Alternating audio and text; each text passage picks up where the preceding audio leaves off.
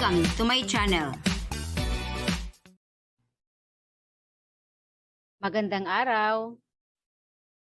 Mag-solve na naman tayo ngayon ng ibang problem. Ito ay kung paano isolve ang quadratic equations by using quadratic formula. Since we're talking of the quadratic formula, let me show you this. Yan ang formula. Clear na clear, no? X is equal to negative b plus minus the square root of b squared minus 4ac over 2 times a. Meron tayong given dito. And we call this trinomials. Although this is in a standard form, no? So we have the first term, which is x squared, negative 10x, the second term, and positive 16, the third term. At since wala itong variable, we call this constant. Ito si negative 10x ay numerical coefficient, yung negative 10. Pag x lang, we call that literal coefficient. Basta may variable. Okay. I-label natin kung anong specific letters na belong itong mga terms na to. Kung sa alin ba dyan si A, alin si B, at alin din si C. Okay.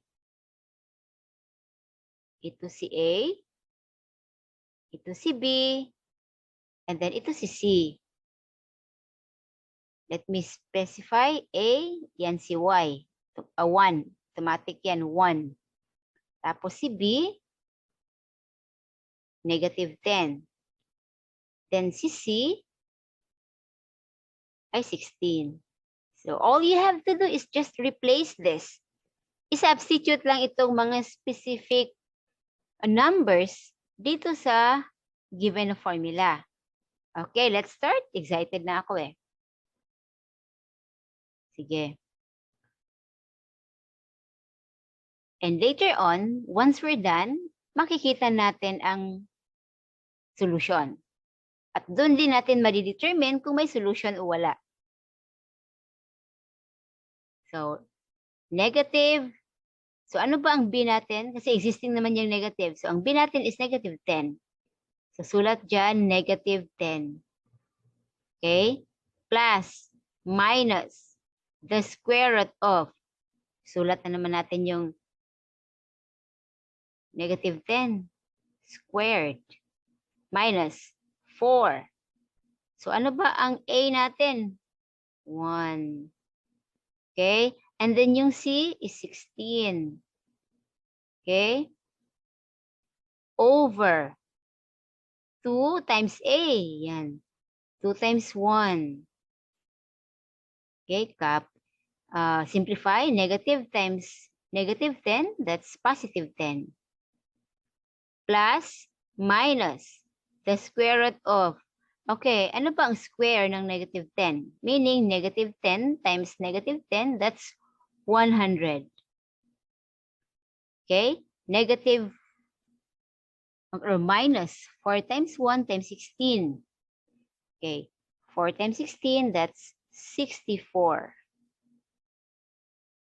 Over 2. Okay, just continue. 10 plus minus the square of. So 100 minus 64, that's 36. Napapansin niyo, no? Iniisa-isa ko talaga para madali kayong makafollow. Over 2. Then, dito ko isusulat.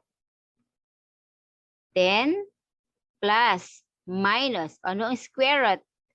ng 36. Okay? 6. Kasi, pag 6 times 6, 36. Kaya yun yung root ng 36, ang 6. Okay. Over 2. Okay. I-separate ko itong solution sa i-separate ko. Bali, dalawa sila. Okay? Isang x na yan 10 plus 6 over 2. Okay? 16 divided by 2. Okay, ito yung first solution. Another na solution. Ito, di ba, plus. Ito naman, mag-minus tayo sa isa. 10 minus 6 over 2. Okay, 10 minus 6, that's 4 over 2. So, ang isa pang solution ay 2. Okay. We now end up with the solutions, which are 8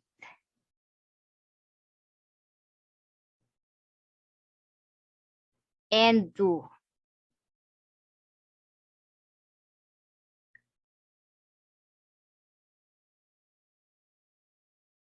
Okay? Let me rewrite. The solutions are 8 and 2. That's all.